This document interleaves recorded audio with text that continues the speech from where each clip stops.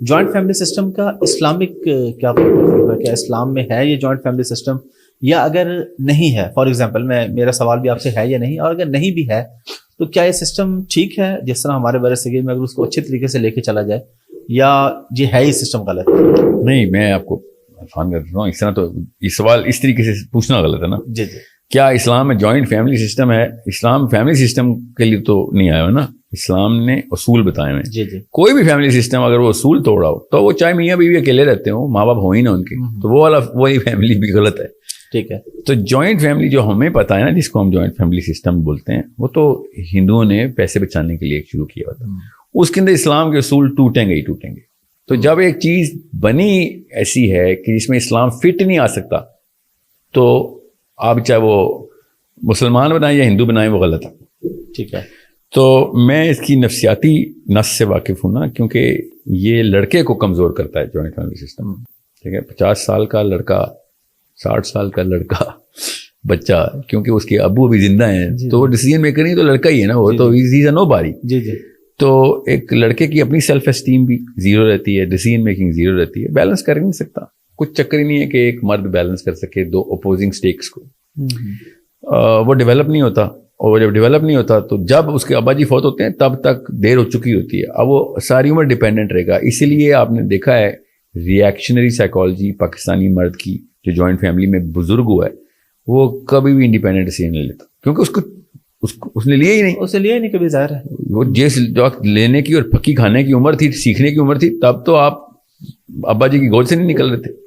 خیر اب تو مردوں امی کی گود سے نہیں نکلتا، ابا تو دور کی بات ہے. دوسرا جو عورت کے اوپر مسئلہ آتا ہے وہ طاغوت کا مسئلہ آتا ہے. وہ والا کام جو اسلام نے فرض نہیں کیا ہوا، اگر آپ فرض کر دیں تو آپ خدائی پیڈسٹل کے اوپر انٹری کر رہے ہوتے ہیں. اور فرض کرنے کی جو جوڈیشنل جو جورسڈکشن ہے، جو فرض کرنے کی جورسڈکشن ہے، یہ انسانی نہیں ہے، یہ صرف خدائی ہے.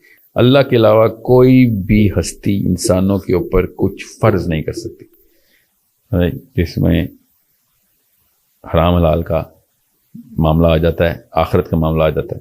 سو جیسے ہی آپ کچھ چیز فرض میں ایڈ کرتے ہیں تو آپ سسٹم میں انٹر کر رہے ہوتے ہیں، اور سسٹم صرف اسلام کا اللہ نے بنایا ہوا ہے.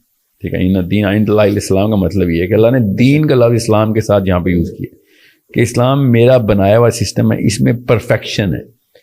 پرفیکشن کا مطلب ہے کہ کوئی ایک ذرہ بھی ایڈ کرو گے پورا سسٹم کریش کر دو گے. اس کو طاغوت کہتے ہیں کہ سسٹم میں کچھ بھی ایڈیشن نہیں کر دینا تم.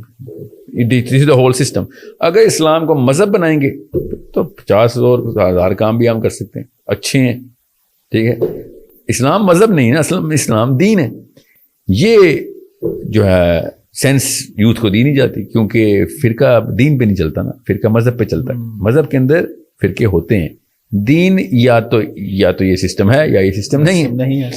تو آپ نے اللہ اور اس کے رسول کا نام بھی لینا ہے، قرآن کا نام بھی لینا ہے، تو پھر آپ نے دین کا سسٹم اسٹیبلش کرتے وقت آپ کو یہ 2 نمبری کرنی پڑے گی کہ دین کو مذہب بنا دو تاکہ میری خانقاہ کے اوپر ٹریفک کم نہ ہو جائے. تو دس از اے پرابلم. اس کا سولوشن کیا ہے پھر؟ پاکستان میں جوائنٹ فیملی سسٹم اتنا زیادہ ہے، یہ کس طریقے سے ختم ہو سکتا ہے، یا کس طریقے سے فیملی سسٹم؟ جی دیکھیں، میں تو سارا کا سارا ذمہ آدمی کو دیتا ہوں، کیونکہ آدمی کو جو پاور پاکستان میں ملی ہوئی ہے وہ کلچرلی وہ عورت کو نہیں ملی ہوئی. So man have to take the step کہ بھائی میں ایک سوال پوچھنا شروع کر دوں، خالی جسے اپنا باپ نہیں فتح ہو رہا وہ دنیا فتح کرنے کی باتیں نہ کرے. سر یہ میرا اصول ہے. تو آپ اپنے والد صاحب کو کنفرنٹ کریں گے کہ میں جب تک انڈیپینڈنٹ نہیں ہوتا تب تک I am not doing any service to you. آپ کے لیے بھی میں بوجھ بیماری ہوں اس وقت. آپ کی اپنی انا کا یہ تقاضا ہے کہ آپ کی بیوی کے ڈیسیژن آپ لیں، اپنے بچوں کے ڈیسیژن، آپ کی انا کا تقاضا ہے، انسانی غیرت کا تقاضا ہے، خالی اسلامی غیرت کا نہیں. جی جی. سو لڑکے کو یہ اسٹیپ لینا پڑے گا کہ میں جب تک اکیلا انڈیپینڈنٹ ڈیسیژن میکر نہیں ہوں، میری شادی نہ کریں. ٹھیک ہے. روزے رکھ لوں گا میں، شادی نہ کریں. اور اگر میں نے شادی کی تو پھر آپ ڈیسیژن نہیں لے سکتے. آپ 2 ڈیسیژن میکر ایک گھر میں تو ہو نہیں سکتے، اس لیے وہ جوائنٹ فیملی خود ہی پھر انڈیپینڈنٹ فیملی یونٹ ہو جائے گا. تو اونلی آرگیومنٹ جو اس وقت قارئین کے ذہن میں آ رہا ہوگا سامعین کے اور ناظرین کے ایکچولی کتابوں کا اتنا وہ ہو گیا نا مجھے قارئین وہاں سے آ رہا ہوں کہ ماں باپ کے حقوق کا کیا ہوگا ساحل میاں؟ ٹھیک ہے، تو ماں باپ کے حقوق ابو بکر صدیق سکھائیں گے، علی بن ابی طالب سکھائیں گے، عمر الخطاب، ان کے جوائنٹ فیملی سسٹم کیوں نہیں تھے؟ آپ نے ماں باپ کو اسی طرح سروس کرنا ہے جس طریقے سے ان کی سروس کا حق ہے، مگر آپ نے اپنی بیوی کو نہیں سروس، بیوی کے تھرو نہیں سروس کرنا ان کو، بیوی کو الگ کر رہے ہیں ہم، ماں باپ کو الگ نہیں کر رہے ہم۔